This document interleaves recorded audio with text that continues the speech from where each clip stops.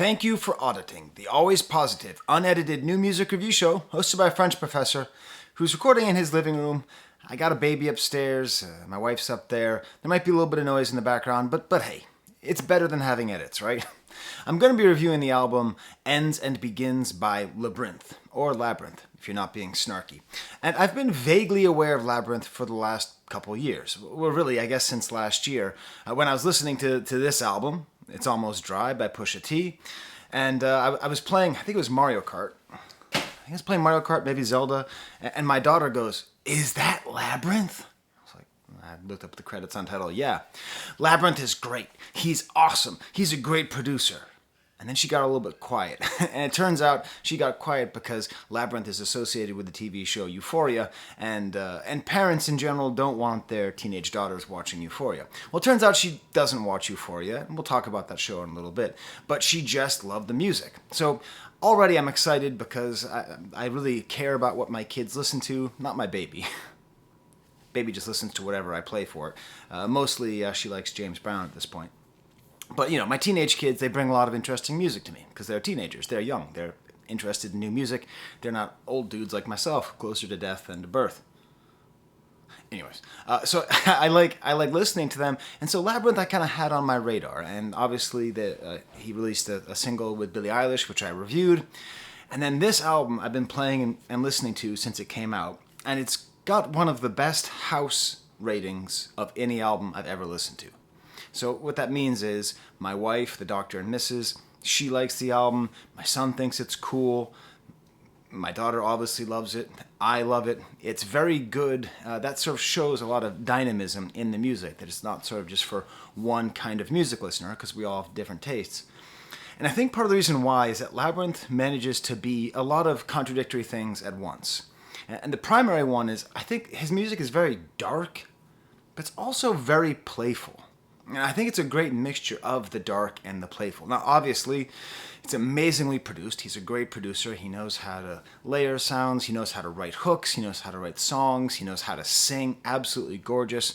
But there's this mixture of sort of I think musically, I think we just think of the two different kinds of piano sounds or keyboard sounds that you might hear of a church organ being very sort of ominous and dark and gothic. And then often you'll hear sort of a glockenspiel style sound, almost a light bell sound underneath. I think he's got that balance between those things, that balance between the sort of epic and intimate, between dark and light. And I think in that way it makes sense that my daughter likes him, and it makes sense that he worked with Billie Eilish, because that's what Billie Eilish, when I say Billie Eilish, I mean Billie Eilish and Phineas. That's what Billie Eilish is able to do, is have that great balance between those things. I think the difference with Labrinth is that he does a lot of what what is called Mickey Mousing, where that's in a film score where somebody is making the sound on the score of what the person's doing on screen, so it looks like Mickey Mouse or Bugs Bunny. He has a lot of his playfulness comes in with his ability to sort of make music that sounds like the thing it's trying to describe. And I'll describe that throughout this video. I'll say, this is what I mean by Mickey Mouse, if you don't know what I mean by Mickey Mouse. I am going to ruin Labrinth for you. I might. I don't want to, but I have to. It's my job. I observe things, and I have to point them out. Labrinth is good Imagine Dragons. You just hit the unlike button. You just unsubscribed. You didn't. By the way, the reason to hit the bell is I have temporary titles for all my videos. Just when I upload them, they're usually nonsense. You only get to see those titles if you have the bell on. That's the only reason to do that. But it doesn't matter, because everyone just left, because I compared Labrinth, this awesome British underground / mainstream producer, to one of the most hated groups in the world, Imagine Dragons. Well, you see, I have an Imagine Dragons album behind me, upside down, for reasons I will describe, and I personally like Imagine Dragons. So that's what you're doing. You're watching a review by somebody who admits that they like Imagine Dragons. I think Imagine Dragons is good, actually. I understand why people don't like them. But when we think about what Labrinth does, especially the vocal tones, the vocal range, the way that the voice sounds very often, mixing in with building up to interesting and rich drops, having that sort of counterpoint, it feels like if you grew up listening to Imagine Dragons, like my daughter did, and then you grew out of Imagine Dragons, like my daughter did, there is a sort of Imagine Dragons shaped hole, and I think that can be filled with Labrinth. Now, to be clear, Imagine Dragons are not house approved. Their albums they can be difficult to listen to. They can be a slog. They definitely don't have the same level of artistry or production or interest as Labrinth. But do you see what I mean? Tell me in the comments if you agree, if you see my point. There's a few things that I really like about Labrinth. In particular, the way he uses drums. He really puts drums way far behind, which shows a lot of restraint, because if you're doing kind of electronic music, you sort of want things to be upbeat, but he just leaves things way behind. And that great mixture of organs and glockenspiels, dark and light sounds. It turns out that he's Jamaican descent. Lives and grew up in England, so he's English, of Jamaican descent. I don't want to make too fine of a point on it, but he does do a lot of sort of offbeat rhythms. Maybe that's a reggae influence. Maybe I'm going too far. Also, his original last name is Scottish, and that's a good reminder that Scotland gets away with a lot of historical atrocities. That they had a huge part in the transatlantic slave trade, especially in Jamaica. And we might forget that, but there are little tiny reminders all over the place. Okay, so let me tell you how I'm going to review this album, because it's different. It's different than what I normally do is I go to the gym, and I have my phone, and I listen to my album, and I watch, if it's in the morning, I watch Brooklyn Nine-Nine. If it's at night, I'll watch, usually like old Simpsons episodes. Depends on what's on at the gym. And I'm watching the TV, and I'm listening, and I'm taking notes, and I'm exercising. I don't take ADD meds. I probably should have. Doesn't matter. Too late now. I learned how to cope. But so I'm doing all those things, and that's how I take notes. But for this album, I did something different. So over the weekend, I went to what's called a regatta, which is a place where a bunch of kids from all over the place get together and they row on a boat in a river. So I went to Saratoga. It's like 3 hours away, and I went with my daughter because she's the person who rows. And I already reviewed one album. I already reviewed the album by The National, and it's interesting because that was a very sad album, and I had a very sad moment in Saratoga where I thought a lot about my dad's recent death and about his life, and I had just a terrible time. And that music was like the soundtrack to that terrible time where I'm walking around feeling almost like dissociative levels of misanthropy, just terrible, just not good stuff. And then we drive home. My daughter's team did terrible. They completely lost, but she had a great race and she likes her friends, and so she had a good time. So I feel like a winner as a dad, because who cares about winning? Just what cares is, that you learned about teamwork and camaraderie and all that. So I'm starting to feel good. And then we're driving home and we're listening to this album. So what I did was I had her take my notes. So we listened to the album, and like every 3 seconds I'd say pause, and then she'd pause it, and I'd have her write out the notes. So I haven't looked at them. And apparently she said that she actually kind of makes fun of me a little bit in these notes, but this will be a different way, okay? So like this is my intro. This is what my notes usually look like. She put all sorts of bullet points on there, so it's going to be a little bit out of order, but I think it'll be fun. I think it'll be a fun, interesting way to go through this album, sort of imagining me driving, having gone through this very tough time while feeling much better and feeling a sense of relief and a sense of joy and connectedness to my daughter. And I'm sitting there and I'm driving on Route 90 and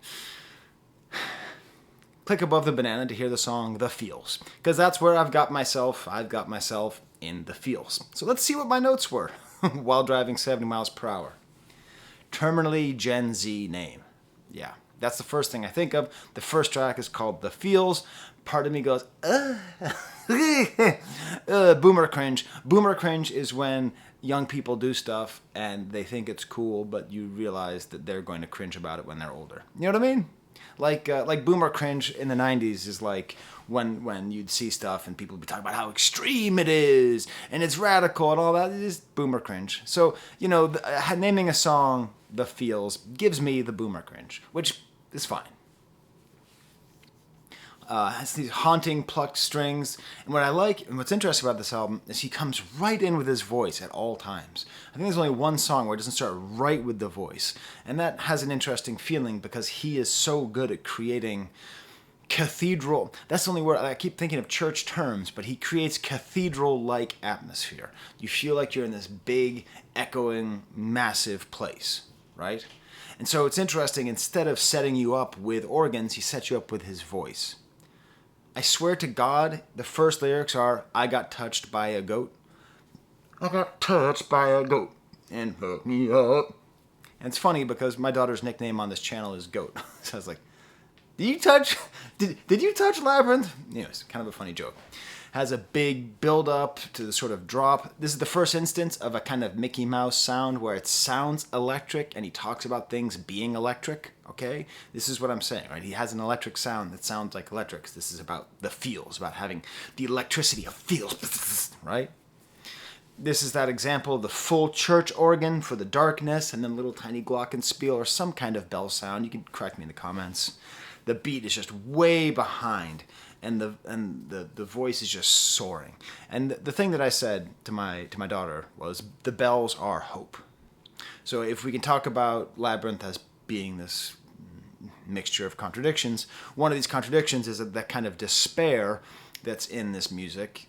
I think you can hear it because it's kind of sad and dark. But then these bells really are necessary to create that sense of hope. Goat thought. So this is from my daughter. In My Feelings by Lana Del Rey. You got me in my feelings. Kiki, do you love me? Yeah, there's 2 songs called In My Feelings. My daughter said, do you want me to make an In My Feelings playlist? To which I responded, that sounds like a threat. And then we get Zendaya singing. So Zendaya is interesting, right? Because she's Miley Cyrus. Right? The difference between Zendaya and Miley Cyrus is minimal, okay? Like, this idea of, like, a Disney star, a child star who gets trained in a factory to become a great performer, becomes a great performer, but Zendaya has this air around her, has this greatness to her. I guess it's similar to Ariana Grande, where we just, like, I guess we'll just say, okay, that's how art is now sometimes. Sometimes art is just created. Sometimes a little kid is just formed into a great artist and formed by a corporation and then reaches some level of autonomy and then is able to do things that are good, which is what we hear with Zendaya. I had my daughter write down my notes for Euphoria. Sad kids who do too many drugs and have way too much faith in the shaky and usually terminally flawed idea of polyamory. Parentheses, but I've never seen the show. Sick burn, Goat. That's true. That's my take on Euphoria. I've never seen it. That's the sense that I get. I feel like it's very young. I feel like young people are fascinated by drugs and polyamory. One thing which I think is terrible, and the other thing which I think is just kind of goofy. Anyways, so then later when we hear Zendaya, it turns out I was touched by God, not touched by a goat. And then the second chorus is a little bit more uplifting. These like very churchy. Like I kept saying churchy. I said church, churchy, exclamation point. That's what Goat put on my notes. But it's that cathedral feeling. But what is making these feelings? Is this drugs making the feelings? Is this part of a Euphoria song? Is this love making it? I love how the drums get kind of bigger at the end, more interesting. There's these little vocal punches at the end. And I'm totally gonna buy this album, by the way. My family loves it. I get the sense I'm gonna listen to this album again. I'm just gonna live for the little punches in the post-chorus, these little vocal like dop dop. And there's a lot of Phil Collins drum fills. So the song, I can feel it coming in the air tonight, in the air tonight. You know, the doo-doom, doo-doom, doo-doom, doo-doom, doo-doom. That famous drum fill has a certain feeling. He uses that kind of feeling, that kind of drums quite a bit. Next song is Kill for Your Love. That's Goat's favorite song. Okay. He Said Vampire. It is goth. Skye Payne, PhD. This is my daughter making fun of me right here. He said, yeah, because this is the song that made me wonder if if Labrinth isn't goth, because he does talk about vampires, and the whole song is like, I would kill for a drop of your love. And obviously, when you hear love, love rhymes with blood. It's a slant rhyme, but it rhymes, it counts. And I'd kill for a drop of your, right? And so it has this kind of like vampire feeling. My daughter points out that it sounds a little bit like Tron as well. A very cool, thin drum beat. Chief Jerky? Oh, Cherokee. Sorry. I heard goat and then I heard Chief Jerky. What I like about this, and I think this is what my daughter loves so much too, the drop here is extended by about a half second, where it's just a half second too long. You're like, damn it. What? Drop, would you? Just drop. The voice here is even a little Coldplay-ish. I'm sorry, man. I know it sounds like I'm dissing. I'm not. I think this is a great album. But, when things remind you of things, you just have to say it. There's a weird kind of post-chorus rap bit, which again gets a little bit more like in that kind of Imagine Dragons speak, singing, yell, singing style. And then there's this very cool thing that he does multiple times on the album, but where you hear a real guitar, like, and you think it's getting lined up for a bridge with a guitar solo, but guess what? Instead of that, it's him.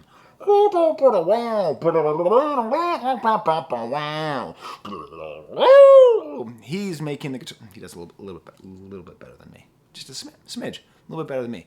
But it's this cool thing where it's his voice distorted, and that's the guitar. And it's great because he has a great voice. He has one of those voices where you hear it and you're like, oh, that's Labrinth.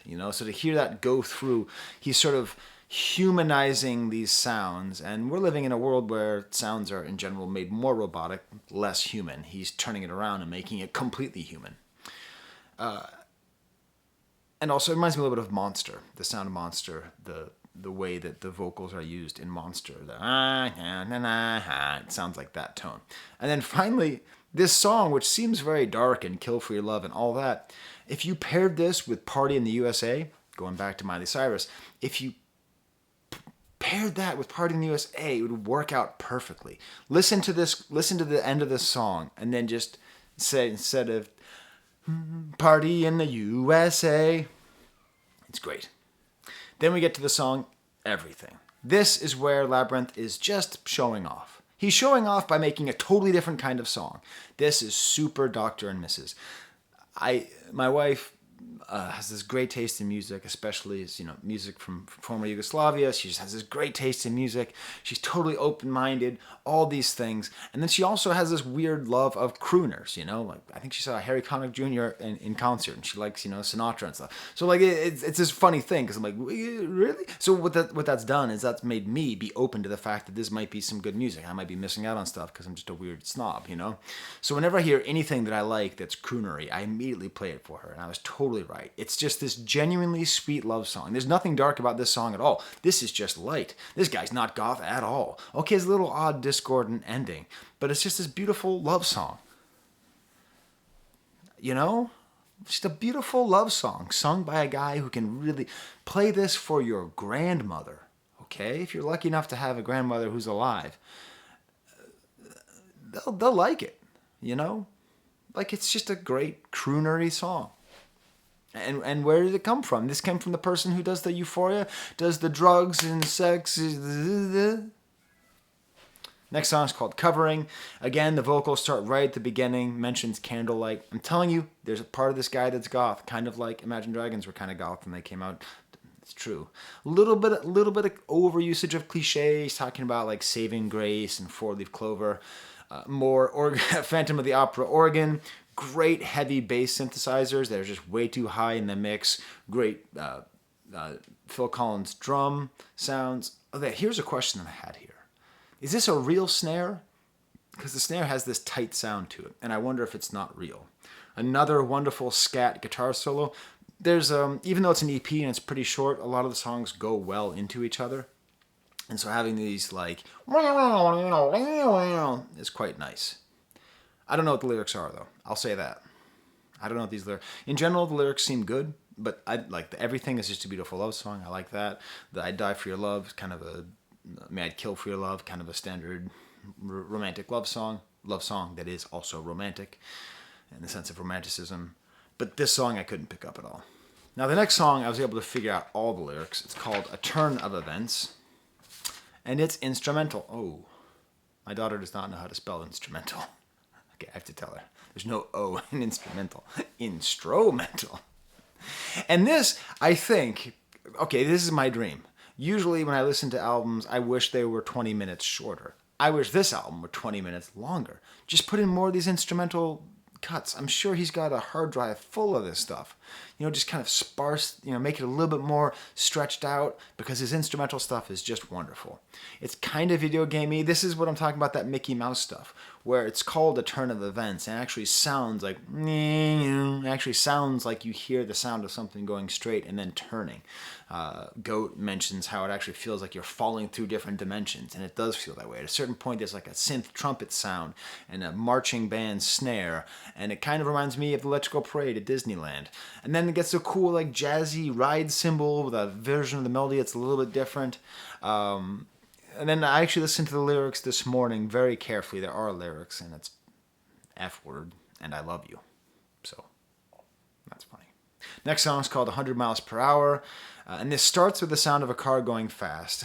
And then this is the ultimate Mickey Mouse one. This one, because it's about going fast, and it's got the Doppler effect, where the melody starts and goes super loud and then kind of drops off. And he's intentionally making it sound like you're driving fast past somebody. It's a Doppler melody. More of a kind of traditional trap drum beat. It's funny because the drum beat's a lot like the song In My Feelings by Lana Del Rey, which we listened to because my daughter did make the In My Feelings playlist. Drake won, of course. Trap, Manny Benny. But this song this is probably my favorite song on the album. I love the way his voice is. He has like this fragility and strength to his voice. Almost, again, sort of a Daft Punky sound in the bridge. The drum beats are just so far behind. Everything's so compressed and distorted. It's just a great song. Then we get to Never Felt So Alone. So I've already talked about this song for half an hour, okay? I've talked about the song for a long time. But what's interesting is, where does it fit in the album? And I think it fits really well because it has a feeling of the rest of the album, except the vocals don't start as quickly. It's definitely the most pop. But it's the best example of how he plays with vocals. So this has that drop, drop, drop, drop, pop, in up, whip, bottle, flip, gobble, nip, stopple, flip, that kind of stuff.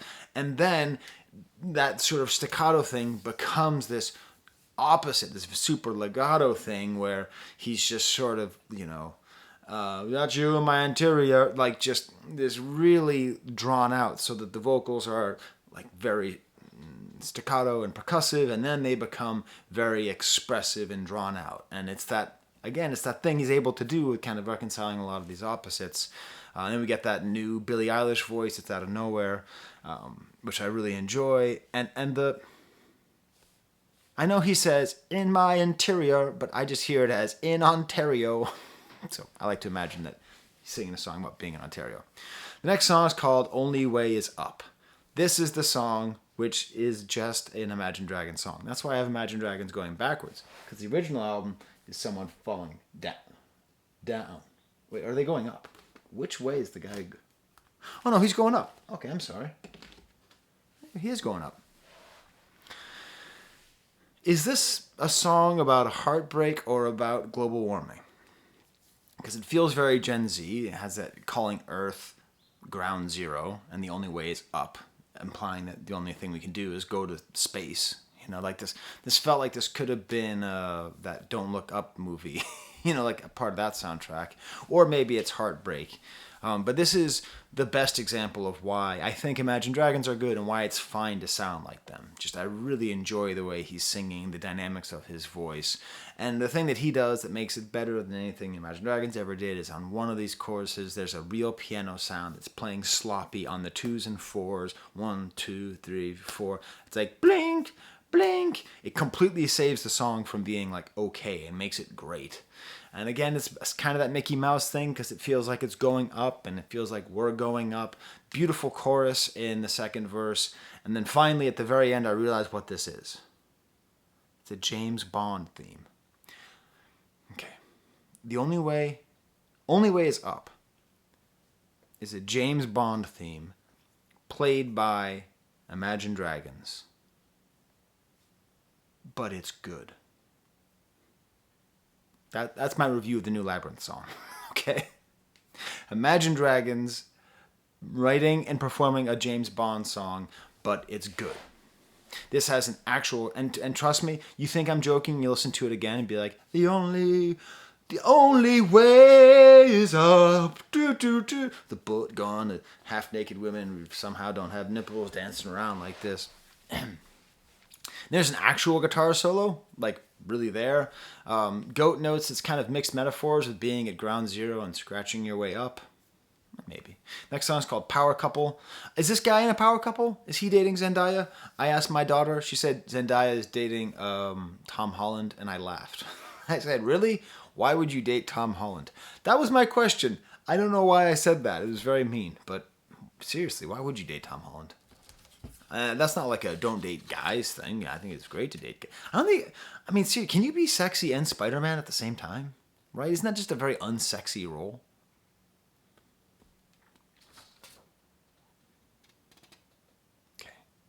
I can't get out of this. I need to edit my videos so I cannot say those things. This has this great, there's a point of this great, like, kind of a goofy rhythmic voice, like syllable couplings, like kind of tying in again to Never Felt So Sad, that did. And then there's like this slightly behind the synthesizer where the bass creates a polyrhythm. So like the bass is correct, but the voice is off. It's very interesting. It feels like it's falling apart. It's very, very well made. Great playing with the echo beef. The echo sound. I don't really like when he sort of sings like, you don't want beef with me. Like I don't like when he uses like American hip hop slang because it feels inauthentic to me. I don't know. I mean, I'm not saying that you can't use. Obviously, anyone can use American hip-hop slang. It's the primary language of the universe at this point. It's Martians sitting there saying, like, you gotta chill. But I don't know. And then there's just, again, the Imagine Dragons thing. The way he says, nope, yep. I can't get it out of my head. This maybe ties together with Kill for Your Love, and this is I'm Crazy Enough to Die for You. Again, this is romantic as in living in a book. The love in this album is very big, it's very large, you know. Just superb production. My daughter notes there's some gun cocking in the background, playing more with echo, so much atmosphere. For some reason, my daughter wrote Phineas. I think she meant to write Phineas, but she wrote Phineas. So, Phineas? Put that in the comments if you were still watching. Phineas? Album ends with ends and begins. Strength. Like, this is funny because if you're a drummer and you don't know how to play piano, when you get on a piano, you just sort of like make little drum beats, but you figure out what a chord is and you just kind of like play it. So like this is one of the standard drum beats, you know. So it sounds like someone is just playing that like, but it's it just sounds like that all the way through, like a drummer playing piano. Nice real percussion in the back. It might be like some kind of like wood blocky style instrument. I don't know. Cool kind of chugging second verse. This album is filled with instances, little moments that happen and don't happen again. I really love there's like this like barking sound in the back, just another great rest. The drums come in very funky at the end, and I love the fact that it's called ends and begins instead of endings and beginnings, because you expect gerundive forms, ing words, endings and beginnings, those are nouns. Something is an ending, something is a beginning, but when you say ends and begins, it becomes a verb, and they are opposite verbs, once again tying into this concept of him being sort of happy and sad and grand and intimate, all that stuff all at once. But it makes for more interesting poetry to say your love ends and begins, and it creates that sense of eternity. And then the final word is begins, and that's the last word of the album. But of course you're listening on streaming, so it's going to loop around again, and that creates the eternal loop of the album. Trying to finish this before 30 minutes because I told my wife I'd get it done in 30 minutes, and I don't want to be a liar. So these are my Patreons. They give me money. Thank you so much. I'm going to be buying this album with the money that they give me. So thank you. So thank you for subscribing. Thank you for going on this journey with me and Goat. It's really fun. And give Imagine Dragons another shot, would you? That song, Thunder, as the kids would say. It's good. It's a good song. I was going to say slaps, but no. Okay. Until the next time, there's the camera.